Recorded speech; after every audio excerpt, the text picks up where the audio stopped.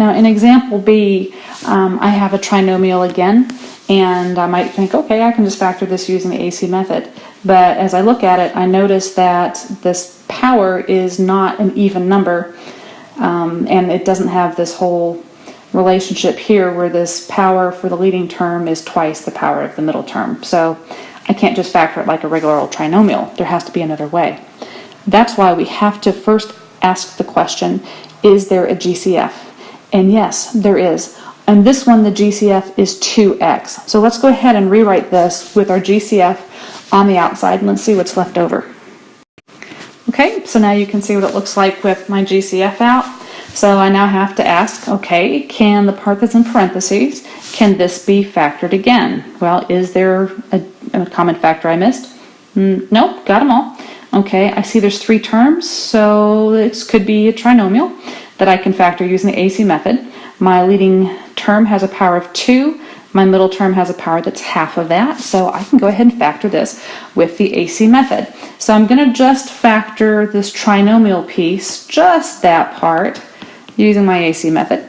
AC is -6 because that is going to be 2 times -3 gives me -6.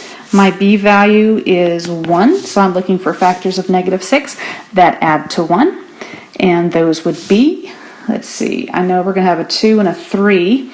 One of those has to be negative. Bigger part is positive, so -2 and +3 are factors of -6. Add to 1. These are going to be the numbers I use to rewrite this middle term here. Since that's an x, these are going to take x's. So let's rewrite this 3-term polynomial into a 4-term polynomial now. Okay, we've got our 4 terms. It is now time to group. We're going to put the first 2 together, second 2 together. I still have a plus in between, so that's good. We're going to factor out the GCF from the first part, which is 2x, leaves me with x minus 1. GCF of the second group is 3, leaves me with x minus 1. And I see, oh, I've got the magic matching factors, so those will be factors in my answer. The GCFs, these guys right here, those become my other factor. And now I have to stop and think, okay, can this be factored anymore?